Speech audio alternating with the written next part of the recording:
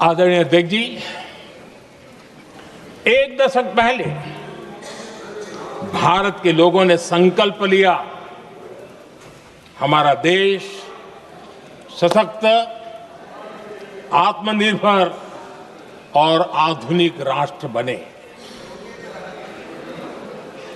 रक्षा, सुरक्षा, हर क्षेत्र में बदलाव के लिए एक के बाद एक ठोस कदम उठाए गए, सीरीज ऑफ रिफॉर्म्स किए गए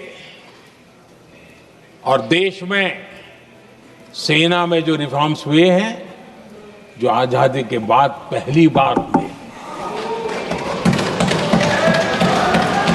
चीफ ऑफ डिफेंस स्टाफ की नियुक्ति, ये विचार कोई नया नहीं था, दुनिया में प्रयोग भी चलते हैं, भारत में निर्णय नहीं होते थे।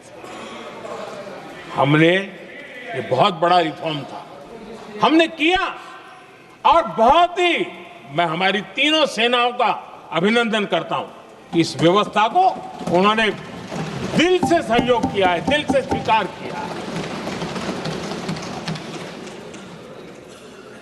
सबसे बड़ी ताकत ज्वाइंटनेस और इंटीग्रेशन की। इस समय नेवी हो, एयरफोर्स हो, आर्मी हो, ये इंटीग्रेशन और ज्वाइंटनेस ने हमारी ताकत को अनेक गुना बढ़ा दिया और उसका परिणाम भी हमें नजर में आया है, ये हमने करके दिखाया है। सरकार की जो डिफेंस प्रोडक्शन की कंपनियां थी, उसमें हमने रिफॉर्म किए। शुरुआत में वहां पर आग लगाना, आंदोलन करवाना, हड़तालें करवाने के खेल चल रहे थे, अभी भी बंद नहीं हुए हैं, लेकिन देश हित को सर्वोपरि मान करके उन डिफेंस इंडस्ट्री के हमारे जो लोग थे सरकारी व्यवस्था में, उन्होंने इसको मन से लिया, रिफॉर्म को स्वीकार किया और वो भी आज बहुत प्रोडक्टिव बन गए।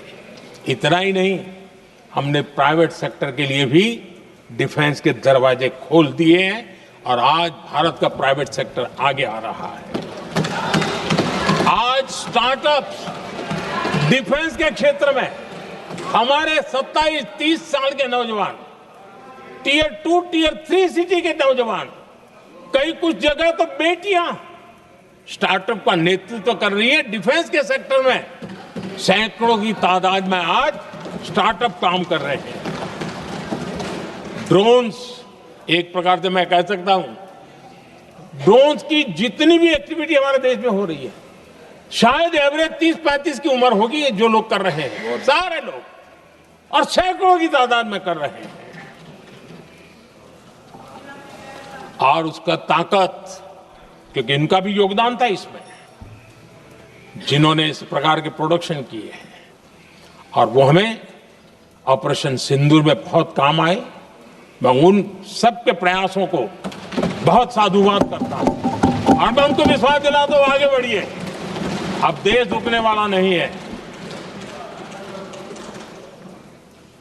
आदरणीय अध्यक्ष जी, डिफेंस सेक्टर में मेक इन इंडिया ये नारा नहीं था, हमने इसके लिए बजट पॉलिसी में जो परिवर्तन करना था, जो नए इनिशिएटिव ले रहे थे, वो नए इनिशिएटिव लिए। और सबसे बड़ी बात, क्लियर कट विजन के साथ हमने देश में make in India defence sector के अंदर तेज गति से हम आगे बढ़ रहे हैं। आदरणीय अध्यक्ष जी, एक दशक में डिफेंस का बजट लगभग पहले से 3 गुना हुआ है। डिफेंस प्रोडक्शन में करीब करीब 250% वृद्धि हुई है, 250% वृद्धि हुई है। 11 वर्षों में डिफेंस एक्सपोर्ट 30 गुना से भी ज्यादा बढ़ा है, 30 गुना से ज्यादा। डिफेंस एक्सपोर्ट आज दुनिया के करीब 100 देशों तक हम पहुंचे। और आदरणीय अध्यक्ष जी, कुछ चीजें ऐसी होती हैं जो इतिहास में बहुत बड़ा प्रभाव छोड़ती हैं। ऑपरेशन सिंदूर ने डिफेंस का जो मार्केट है उसमें भारत का झंडा गाड़ दिया है। भारत के हथियारों की डिमांड आज बढ़ती चली जा रही है, मांग बढ़ रही है।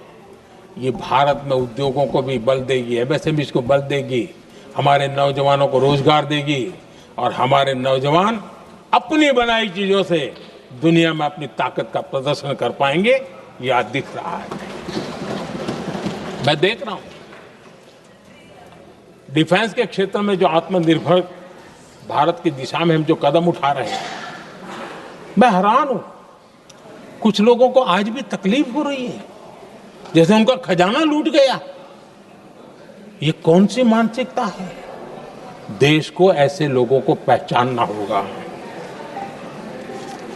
आदरणीय अध्यक्ष जी, मैं स्पष्ट करना चाहता हूं, डिफेंस में भारत का आत्मनिर्भर होना ये आज की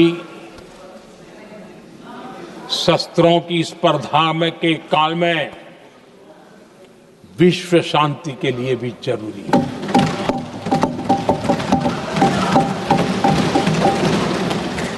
मैं पहले भी कह चुका हूं, भारत युद्ध का नहीं, बुद्ध का देश है। हम समृद्धि, शांति चाहते हैं,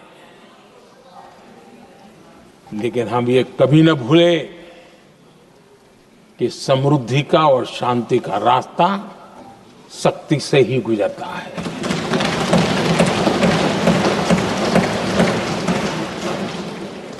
आदरणीय अध्यक्ष जी, हमारा भारत छत्रपति शिवाजी महाराज, महाराजा रणजीत सिंह, राजेंद्र चोला, महाराणा प्रताप, लसित बोरफुकन और महाराजा सुहेलदेव का देश है।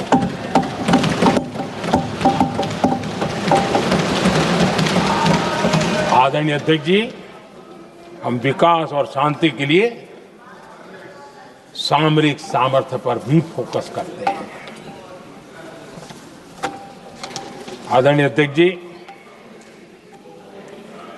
कांग्रेस के पास नेशनल सिक्योरिटी का विजन न पहले था और आज तो सवाल ही नहीं उठता है।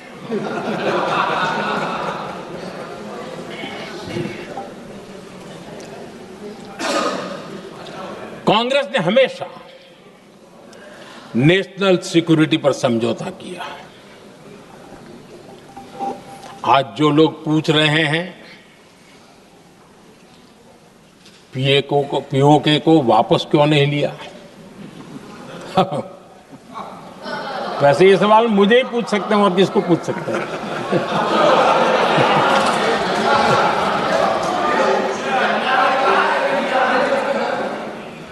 लेकिन इसके पहले जवाब देना होगा पूछने वालों को। किसकी सरकार ने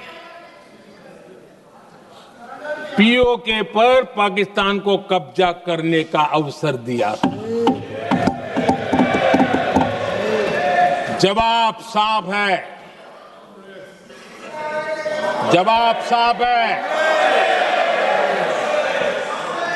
जब भी मैं नेहरू जी की चर्चा करता हूं तो कांग्रेस और उसका पूरा इकोसिस्टम बिलबिला जाता है, पता नहीं क्या है।